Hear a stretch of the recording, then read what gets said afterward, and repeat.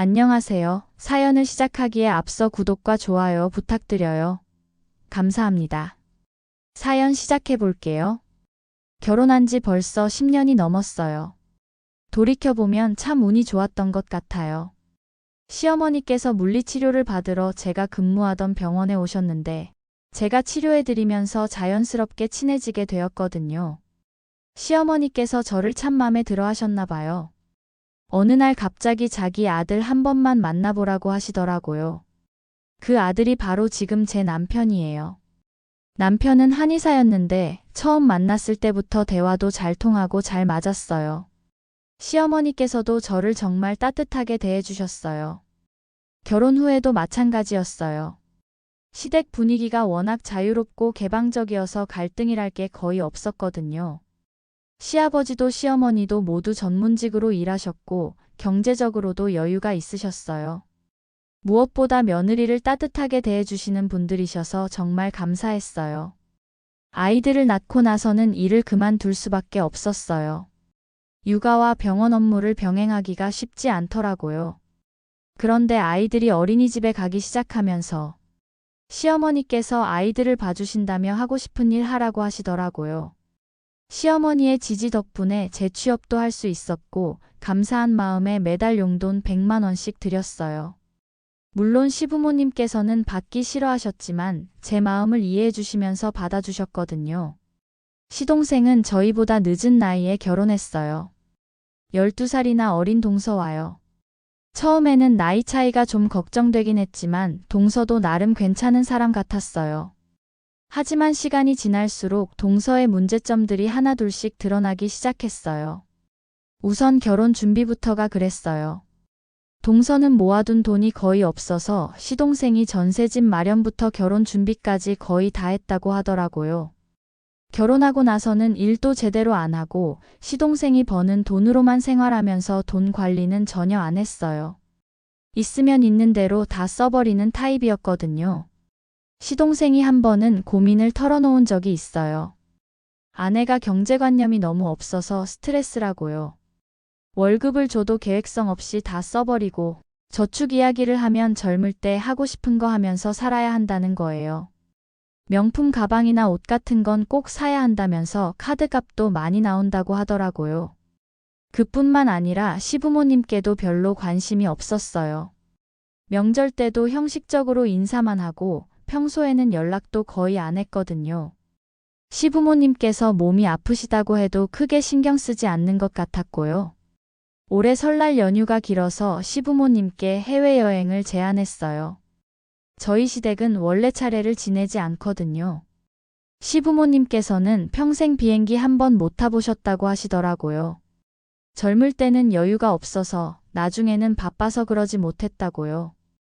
이번 기회에 해외여행을 모시고 가겠다고 하니까 시부모님께서는 정말 좋아하셨어요. 특히 시어머니께서는 눈물까지 글썽이시면서 고맙다고 하시더라고요. 그래서 시동생네도 함께 가자고 연락했죠. 가족여행이면 더 의미 있을 것 같았거든요. 그런데 여행 당일 아침 시동생네가 나타나지 않는 거예요. 연락해도 받지 않고요. 결국 동서에게 전화를 걸었더니 정말 어이없는 소리를 하더라고요. 시부모 챙기는 건 형님 몫이고 자신은 컨디션이 안 좋아서 집에서 쉬어야 한다는 거였어요. 가족여행인데 무슨 소리냐고 했더니 원래 시부모님은 지금껏 형님이 챙겨온 거 아니냐고 하더라고요. 그렇게 말하고 전화를 끊어버렸어요. 순간 귀를 의심했어요. 결혼한 지 몇 년 안 된 동서가 그런 말을 하다니요. 할 수 없이 시동생에게 전화를 걸었더니 동서랑 싸웠다고 하더라고요. 본인도 가고 싶은데 아내가 절대 안 간다고 해서 어쩔 수 없다는 거였어요. 시동생 목소리가 많이 지쳐 있더라고요. 결국 저희 가족과 시부모님만 여행을 떠났어요. 시부모님께서는 조금 아쉬워하셨지만 그래도 정말 좋아하셨어요. 평생 처음 타보는 비행기, 처음 가보는 외국. 모든 게 신기하고 좋으셨대요. 시어머니께서 제 손을 꼭 잡으시면서 며느리 덕분에 이런 호강을 다 해본다고 정말 고맙다고 하셨을 때 저도 정말 뿌듯했어요. 여행에서 돌아온 며칠 후였어요. 시어머니께서 갑자기 어딘가 함께 가자고 하시더라고요. 그렇게 따라간 곳이 신도시의 신축 아파트 모델하우스였어요. 정말 멋진 아파트였죠. 깔끔하고 모던한 외관에 주변 환경도 좋고요. 어떠냐고, 마음에 드냐고 물어보시길래 정말 좋은 것 같다고 했어요. 그런데 시어머니께서 갑자기 계약하자고 하시는 거예요. 갑자기 그게 무슨 말이냐고 하니까 그동안 고생한 거 안다면서 집을 해주신다고 하시더라고요. 저희는 결혼하고 쭉 전세에서 살았거든요. 시부모님께서는 전문직으로 여유가 있으셨고 노후 준비도 잘 되어 있다는 건 알고 있었어요. 그래도 너무 감사한 일이었죠. 안 그래도 아이들 학군 때문에 이사하고 싶어서 이번에 무리해서라도 이사할까 생각했었거든요. 정말 꿈 같은 일이었어요. 신도시의 멋진 34평 아파트가 저희 집이 된 거죠. 시어머니께서는 그동안 매달 제가 드린 100만 원도 다 모아두셨다고 하더라고요. 그건 당연히 아이들을 돌봐주셔서 드린 거고 그에 비하면 큰 돈도 아닌데 너무 감사했어요. 이사하고 며칠 뒤에 집들이를 했어요. 시댁 식구들을 모두 초대했죠. 시부모님께서도 오셨고 시동생네도 왔어요.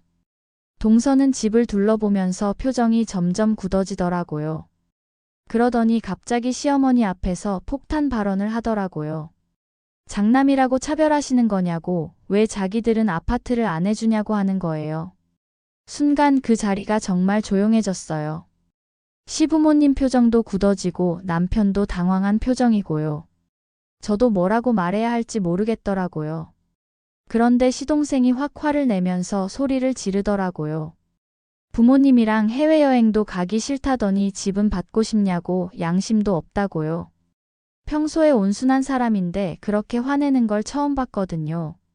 동서가 자기도 나름대로 했다고 하니까 시동생이 더 화를 내더라고요. 나름대로 도대체 뭘 했냐고, 해외여행 갈 때도 안 간다고 난리치고 평소에도 부모님 안부 한번 제대로 물어본 적 있냐고요. 시동생 말이 맞았어요. 동서는 정말 시부모님께 관심이 없었거든요. 동서가 시동생도 자기랑 똑같지 않냐고 하니까 시동생이 더욱 격해지더라고요. 자기는 적어도 너처럼 남보다 못하게 대하진 않았다고요. 결국 시동생이 동서 손목을 잡아 끌면서 집을 나가버렸어요. 뒤에서 동서가 뭐라고 중얼거리는 소리가 들렸지만 정확히는 못 들었어요. 시부모님께서는 정말 기분이 상하신 것 같았어요. 마음 불편하게 이런 일이 생겨서 미안하다고 하시더라고요. 괜찮다고 했지만 속으로는 정말 어이없었어요. 시부모님께 효도 한번 제대로 안 해놓고 집은 받으려고 하다니요. 물론 저도 특별히 잘한 건 없지만 동서는 정말 옆에서 보기도 민망할 정도였거든요. 며칠 뒤에 시어머니께서 연락하셨어요. 결국 시동생한테도 돈을 보태줄 테니까 집을 구하라고 했다고요. 그런데 시동생이 거절했다는 거예요. 시동생이 거절했다는 얘기를 들었을 때는 조금 의외였어요. 동서가 그렇게 원했는데 말이죠. 그런데 며칠 뒤에 더 놀라운 얘기를 들었어요. 동서가 시동생한테 미쳤냐면서 시어머니한테 가서 집 받아오라고 했다는 거예요. 남편이 시동생한테 들은 얘기를 전해주더라고요. 그러면서 동서가 한 말이 더 어이없었어요. 자기는 젊은 나이에 시집 와서 희생한 게 많다고, 나이 많은 시동생이랑 결혼해준 것만으로도 고마워해야 한다고 했다는 거예요.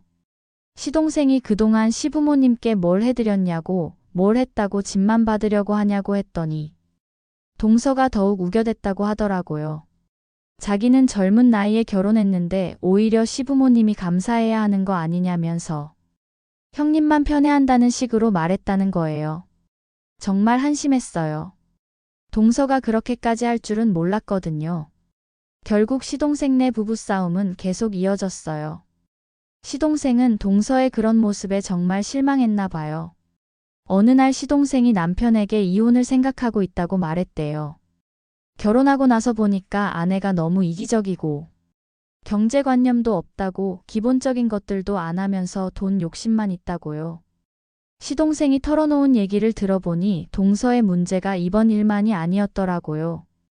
평소에도 집안일은 거의 안 하고 시동생이 퇴근하면 자기는 하루 종일 힘들었다면서 집안일을 미뤄놓는다고 해요.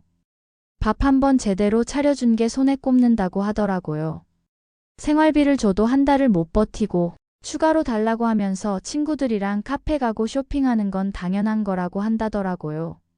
시동생이 미래를 위해 저축 좀 하자고 하면 나이 차이.